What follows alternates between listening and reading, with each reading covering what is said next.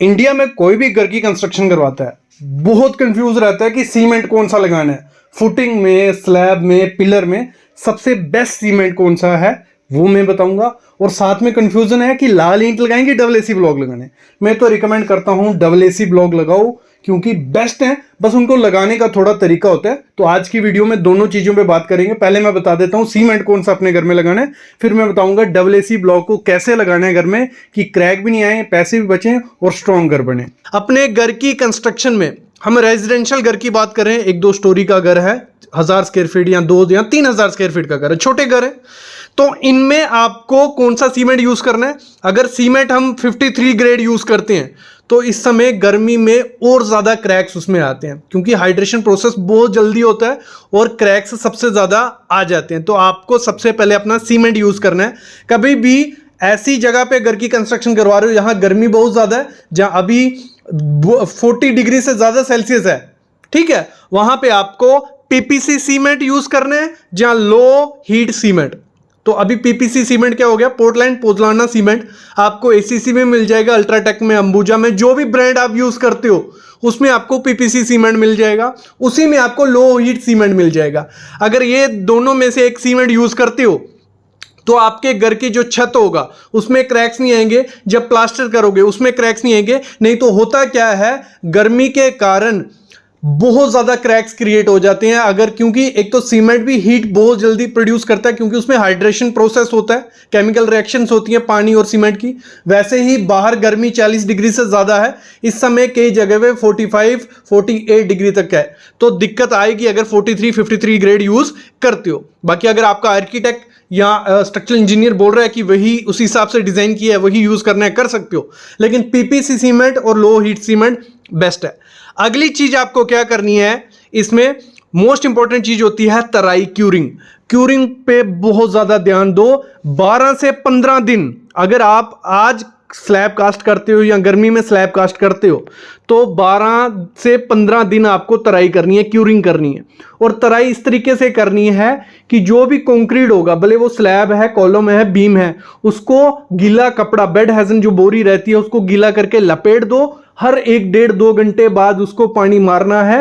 वो 10 से 12 दिन अगर वो गीला रहेगा, वो स्ट्रक्चर स्लैब है या वो, ना तो उसमें क्रैक आएंगे, डबल स्ट्रेंथ हो जाएगी। अगर 1 घंटा पहले पानी मारा फिर 4 घंटे बाद पानी मार रहे हो तो दिक्कत आएगी। अगर स्लैब है तो पानी भर के रखो, पॉन्डिंग उसमें करो और वो पानी 2-3 घंटे बाद चेंज कर लो। चेंज इन द सेंस उसमें एक्स्ट्रा पानी ऐड कर लो, वो अपने आप ठंडा हो जाएगा। नहीं तो होता क्या है, इतनी गर्मी है पानी भी इवेपोरेट करने लग पड़ता है और आपकी स्लैब में क्रैक्स आना स्टार्ट हो जाएंगे। अगली चीज क्या करनी है, जब भी गर्मियों में आपको कंक्रीट करना है उसमें बहुत ज्यादा ध्यान देना पड़ता है। हमेशा कंक्रीट आपको कब करना है, एक तो जहां तो मॉर्निंग में करो या आप करो कब, इवनिंग में, दोपहर को 12 बजे से लेके अगर 5-6 बजे तक कंक्रीट करते हो तो आपकी स्लैब में क्रैक्स आने के चांसेस हो जाते हैं। तो एक चीज ये करनी है। दूसरी चीज ये करनी है, जब भी कंक्रीट बनाना है, इस समय बहुत ज़्यादा टेम्परेचर है तो नॉर्मल पानी डालोगे, कंक्रीट में केमिकल रिएक्शन होती है, उसमें और ज़्यादा हीट निकलती है, तो वो आपका कंक्रीट खराब हो सकता है और उसमें क्रैक्स आएंगे। तो उसमें आपको बर्फ़ यूज़ करनी है। आपका एरिया में ठंडा पानी है, ठंडा पानी यूज़ करो, नहीं तो थोड़ा बहुत उसमें बर्फ़, आइस यूज़ करो, तो उसका टेम्परेचर डिक्रीज करो। क्योंकि जो कंक्रीट हमें डालना होता है, भले स्लैब में भले कॉलम में कहीं भी, तो उसका 32 से 35 डिग्री सेल्सियस अगर टेम्परेचर रहता है तो वो एक अच्छा कंक्रीट है, उसको यूज कर सकते हो, स्ट्रेंथ प्रॉपर आएगी। अगर 35 डिग्री से ज्यादा टेम्परेचर चला गया कंक्रीट का तो उसकी क्रैक्स, दूसरा स्ट्रेंथ डिक्रीज होने के चांसेस हो जाते हैं। तो ये आपको ध्यान रखना ही। और मीटर सस्ता ही मिलता है, आप टेम्परेचर मीटर ले सकते हो, अपने घर के कंक्रीट का टेम्परेचर चेक करके ही डलवाया करो। दूसरी चीज आपको क्या करनी है, जो स्टील होता है जहां हमारा कंक्रीट होने वाला है उसको मस्त ठंडा कर लो। नहीं तो क्या होगा, जैसे ही पोर करोगे, कंक्रीट डालोगे, तो जो पानी होगा एकदम से जो सरिया होगा उसको इवेपोरेट कर देगा, तो आपका कंक्रीट सूखा सा हो जाएगा, तो उसमें हनीकॉम्ब आ सकता है और स्ट्रेंथ भी डिक्रीज हो जाती है। तो उसको क्या करना है, पहले पानी मार लेना है अच्छे से, सरिये को थोड़ा ठंडा हो जाए। ऐसे तो मॉर्निंग या इवनिंग में करना है, लेकिन फिर भी ठंडा करके कंक्रीट डालना है। अगली चीज क्या करनी है, पॉसिबल हो जो शटरिंग आप स्लैब पे करोगे वो प्लाई बोर्ड की करो, ठीक है, क्योंकि एमएस की प्लेट्स यूज करोगे तो वो और ज्यादा हीट होंगी, तो ये दिक्कतें आ सकती हैं। तो मेन चीज आपको क्या करनी है, कभी भी समर में या अभी कंस्ट्रक्शन करते हो, क्यूरिंग पे बहुत ध्यान दो। 12 से 15 दिन करनी है और कंटिन्यू पूरे दिन एक बंदा कंटिन्यू वही काम उसका होना चाहिए 15 दिन तक। और दूसरी चीज आपको क्या करनी है, कंक्रीट को बनाते समय ध्यान रखना है, आइस डालनी है। सीमेंट जो पीपीसी या लो हीट सीमेंट यूज करोगे तो आपकी घर को स्ट्रॉन्ग भी बनेगा और क्रैक्स भी नहीं आएंगे। डबल एसी ब्लॉक लगा रहे हो या सॉलिड ब्लॉक भी जिनको बोला जाता है, बिंदास होके लगा सकते हो, लेकिन ये 15 बातें ध्यान देनी पड़ेगी, नहीं तो क्रैक्स आ जाएंगे। सबसे पहली चीज क्या करनी है, जब भी डबल एसी ब्लॉक को लगाना है, बिना जो एडिजिव आता है, मोटार आता है, ठीक है, इसका केमिकल अलग से आता है, उसके बिना मत लगाओ। अगर उसके बिना लगाते हो तो वो सही से नहीं लगते हैं और निकलने के चांसेस, क्रैक आने के चांसेस हो जाते हैं। तो इनका मोटार बना बनाया आता है, मतलब सिर्फ क्या करना है, पानी मिक्स करना है और उसको लगा देना है। वो सेम खर्चा, लगभग सेम खर्चा पड़ जाता है मोटार के मुकाबले, और स्ट्रेंथ इसकी डबल हो जाती है। कंपनी का लेना है, लेकिन आपको जिंदल कंपनी का मिल जाएगा, एस्कोलाइट का मिल जाएगा, माइक लेटिग्रीड का मिल जाएगा, अल्ट्राटेक का फिक्सी ब्लॉक आता है, मैजिग्रीड का आता है, और भी काफी कंपनी है जिनका ये एडिजिव आता है।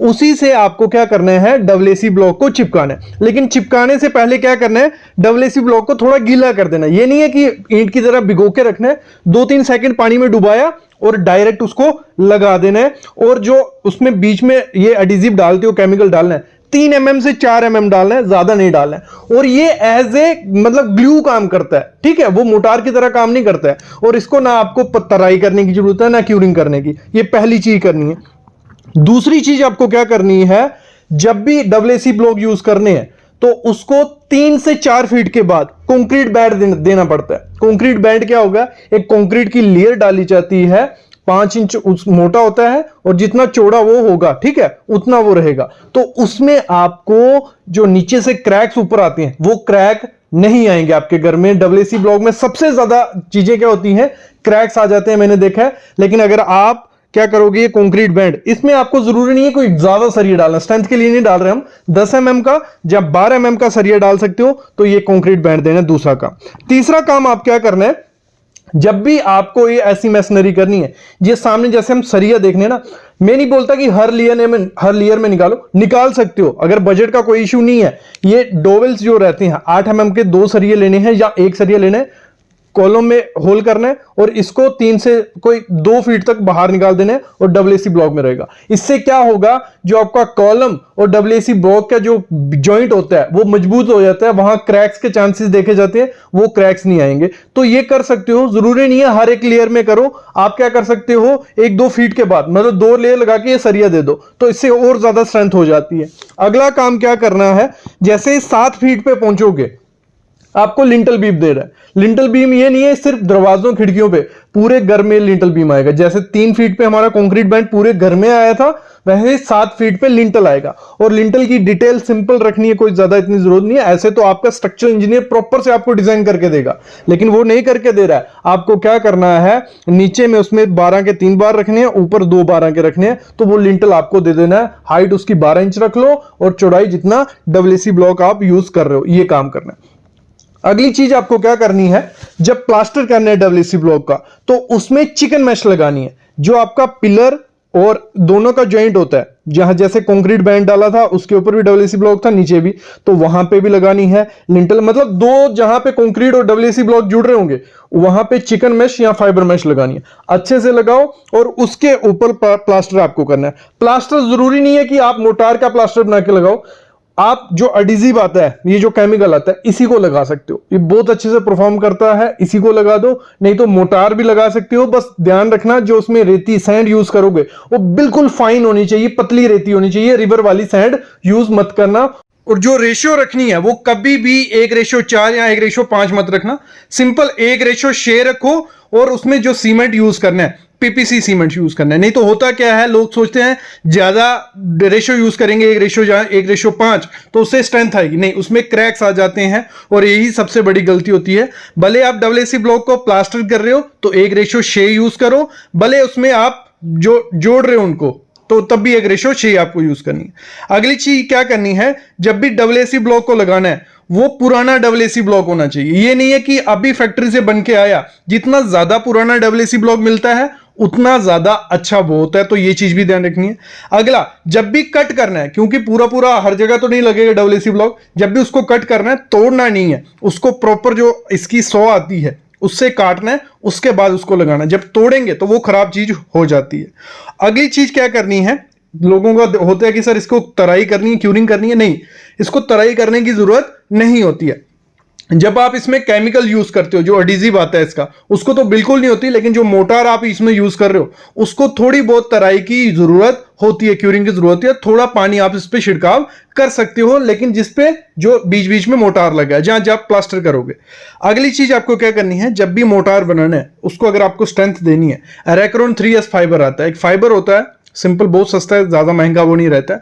जब मोटार बनाना है 1:6 का माल जब बना रहे हो, तो उसमें इस रैक्रोन को डाल देना है। उससे होगा क्या, ये एज ए रिइंफोर्समेंट काम करता है ना, प्लास्टर में क्रैक आने देगा, और जॉइंट बहुत अच्छे से बनाता है। ये आप नॉर्मल कंस्ट्रक्शन में भी यूज करो तो ये बहुत अच्छे से काम करता है। अगली चीज आपको क्या करनी है, जब भी डब्ल्यूसी ब्लॉक की दीवार आपने बनाई, ठीक है, उसको 28 दिन तक छोड़ दो। मेरे ख्याल में छोड़ देना चाहिए कि अगर उसमें कोई भी चेंजेस होनी है, जो कोई क्रैक आना है या कोई स्ट्रक्चर में मूवमेंट होती है, नीचे सेटलमेंट होती है, तो वो आपको दिख जाएगी। उसके बाद उस क्रैक को फिल कर सकते हो और उसके बाद प्लास्टर करो। मोस्टली लोग क्या करते हैं, आज डब्ल्यूसी ब्लॉक की दीवार की तीसरे चौथे दिन क्या करते हैं, उस पर प्लास्टर चढ़ा देते हैं।